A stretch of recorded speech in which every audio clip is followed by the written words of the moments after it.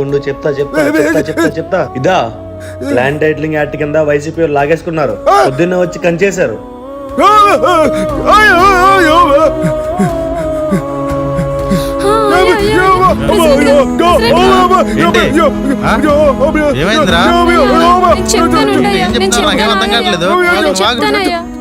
మా తాతల కాలం నుంచి ఉన్న ఆస్తి సార్ ఇది. ఏదో ల్యాండ్ టైటిలింగ్ యాక్ట్ అంట. పొలంలో కంచె వేశారంట అయ్యా.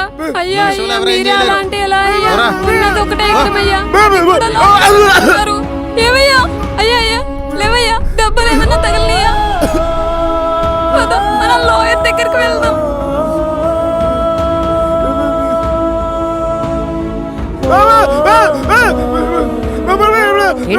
ఏమంటున్నాడు? అమ్మా ఏదో ల్యాండ్ టైటిలింగ్ యాక్ట్ అంటమ్మా. మా పొలంలోకి వచ్చి కంచె వేశారు. అవునమ్మా. వైసీపీ ల్యాండ్ టైటిలింగ్ యాక్టా? ఈ కేసులో కోర్టు లాయర్లు ఏమి చేయలేరమ్మా. మేము కూడా ఏం చేయలేం.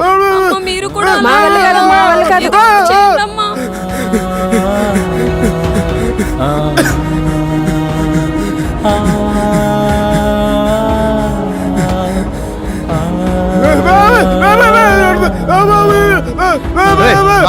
నువ్వు చెప్పమ్మా.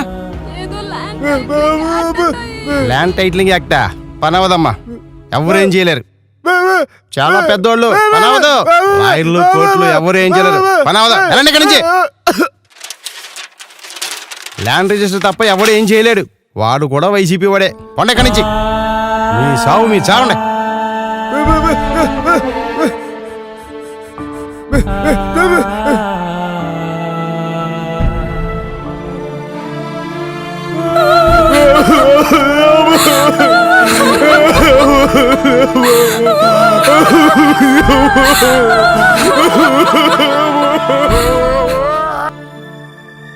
జగన్ తీసుకొచ్చిన ఈ చట్టం ఊహిస్తేనే భయంకరంగా ఉంది కదా.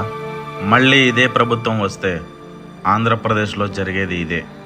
ధనవంతుడి దగ్గర నుంచి పేదవాడికి ఉన్న పూరి గుడిసె వరకు మీ భూములకు సంబంధించిన ప్రతి పత్రము జగన్ చేతిలోనే ఉంటుంది. నీకంటూ ఉన్న ఒకే ఒక ఆస్తి, తరతరాలుగా నీ బీరువాలో ఉన్న ఆస్తి, నీ భూమి. ఆ భూమి నీది కాదని తెలిస్తే ఆ బాధ వర్ణనాతీతం. ఒక్కసారి ఆలోచించు.